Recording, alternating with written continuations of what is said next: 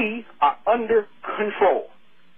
The people who make our food are in more control than the people who are in control of your television.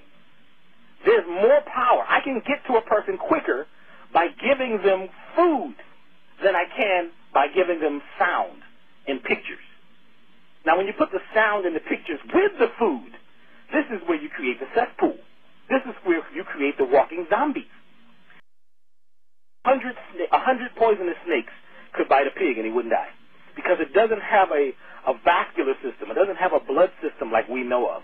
It just has this, like, fluid that just kind of floats through this fatty substance, you see. And this particular product that we eat that we think is good for us becomes a fatty substance in our body. It carries lots and lots of parasites, you know, like the trichomonas parasite. Yeah, you know, it's a very, very gross, garbage-eating animal. And we figure, you know, we like it now, and it's a normal thing. But you'll never see a pink pig in the woods. Nowhere on the planet will you see a pink pig. You see, these are created. And then, of course, they came up with green acres to get us to believe that, you know, these pigs were natural and they should live with us and they were cool animals. They are very intelligent. I mean, they were made by human beings. I mean, they're very smart. But this is not something we should eat. And by the way, if you go to meatyourmeat.com, they show you some of the processes that they use to slaughter these animals. That's meat, M-E-E-T, your meat, M-E-A-T.com. And one of the things they do to the pigs is they pour kerosene on them and light them on fire and let them run around squealing for a long time. They say, well, this burns the hair off, but it also brings up the adrenaline. You see, when the adrenaline comes up, two things happen. Number one, the flesh is naturally tenderized, and number two, it causes us to crave more adrenaline. Because you get energy from eating these animals that have been beaten and tortured, and these animals, when they die, two things happen. Adrenaline is pumped into their muscles, and urine is pumped into their muscles. Oh, my God. This is why a lot of people have uric acid crystals, you know, which they call gout, in their feet.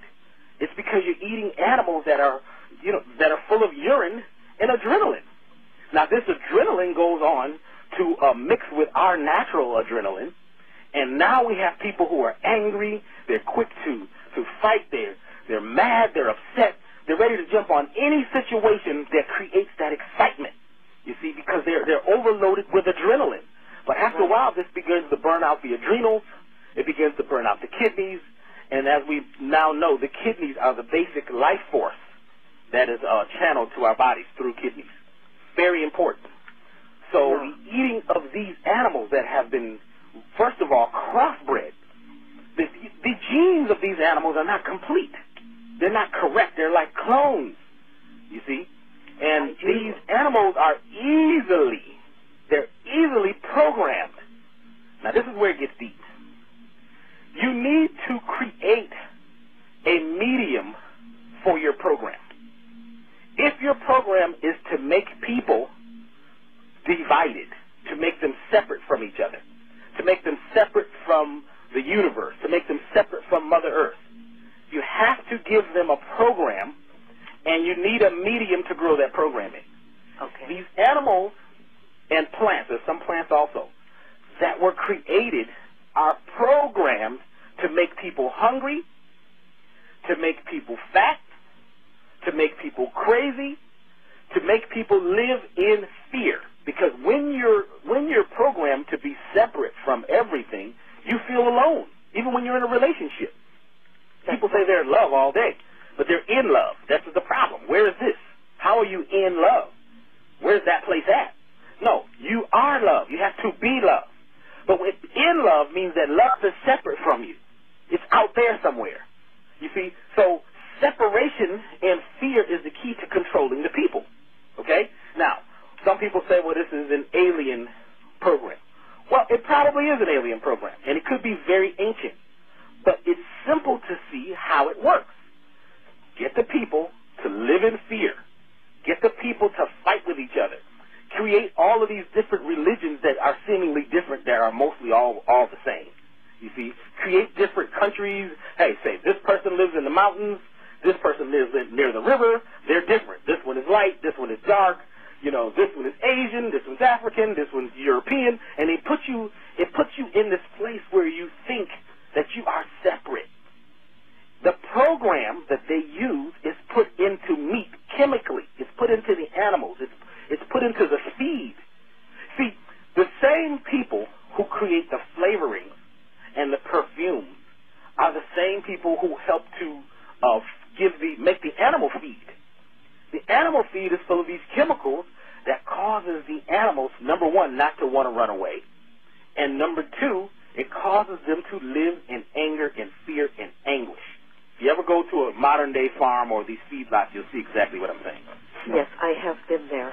Do you remember, I think it was Sinclair Lewis that wrote the book The Jungle, and I only read part of it when I was in high school, but I actually was born a vegetarian, and, you know, I genuinely don't think anybody should eat meat, and if you do eat meat, you should kill it yourself, and you should do it in a very spiritual, holy way, you know, asking that the soul of that animal, you know, to forgive you for having to kill it, and, you know, it's what the Native Americans did.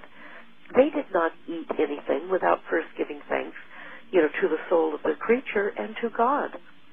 And, oh my God, have we gotten out of balance?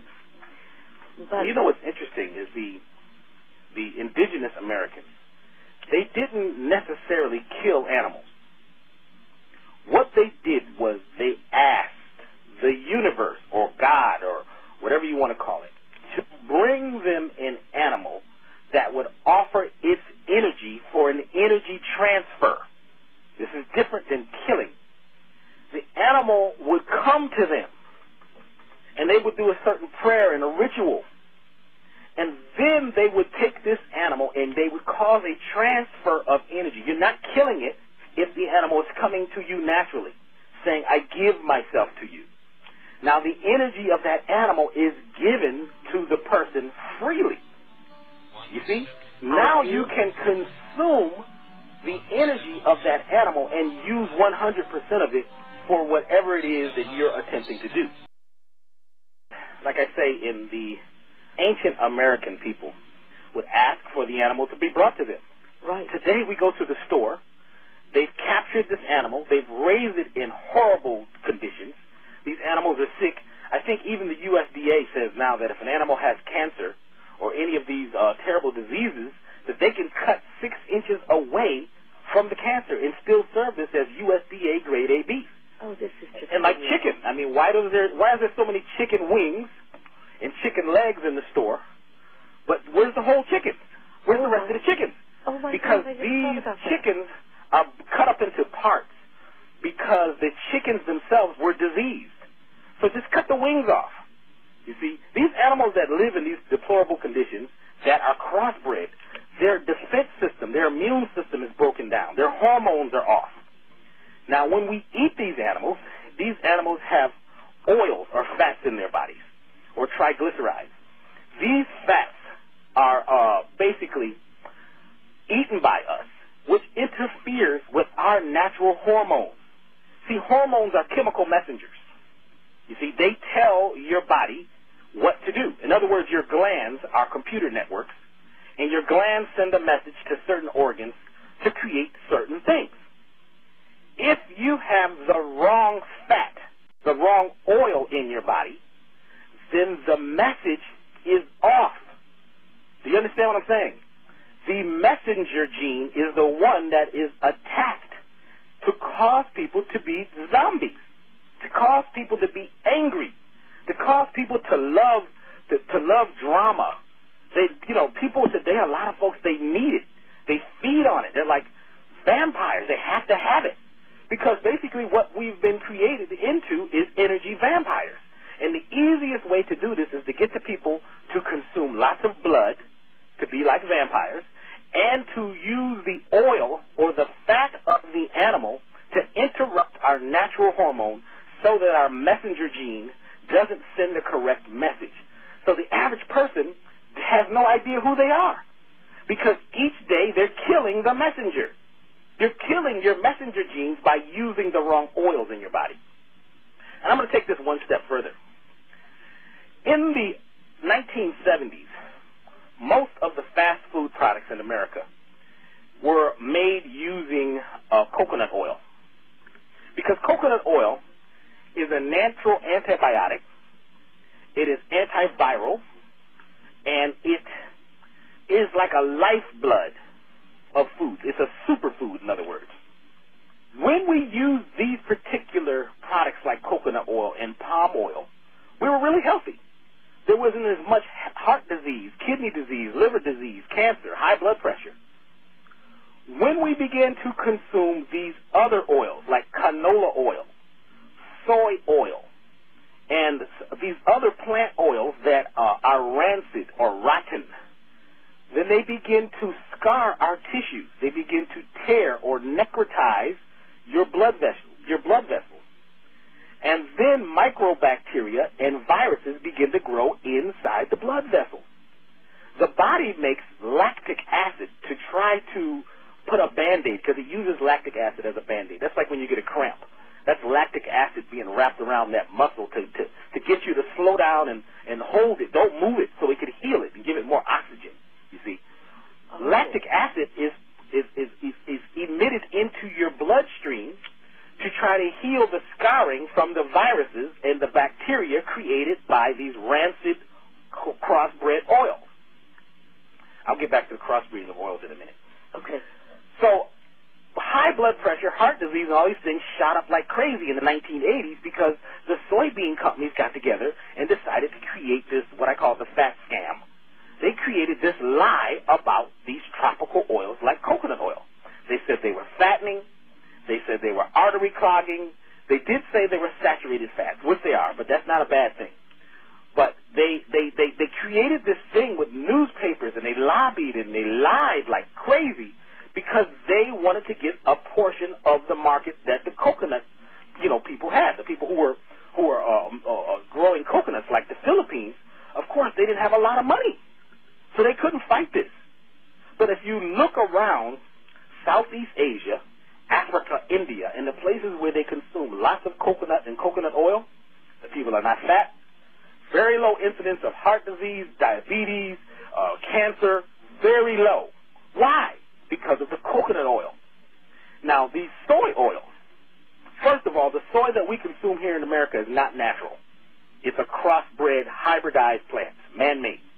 The man who created it, his name is George Washington Carver, a master agriculturalist, herbalist, and a creator of many, many products. He created soybeans because he was designing plastic. He created plastic. He used a soybean from Asia and crossed it with another plant that grew here indigenously, because the original soybean doesn't grow in North America very good. It grows in Asia. You see? Yes, I do. They had to cross it with a plant that grew here naturally. When he did that, he created plastic. And interesting enough, Henry Ford went to the Tuskegee Institute and asked if they could use their soybean plastic for cars. So even till today, soybean is used to make plastic. Okay? Mercedes, most of the cars, most of the big cars, the plastic in them is soybean. Now here's the issue. Plastic creates something called xenoestrogen. That's estrogen mimicking chemicals. Okay? Estrogen by itself in nature is toxic. It's poisonous. You will never see you'll never see estrogen by itself. Estrogen is always with a bunch of other hormones that work together synergistically.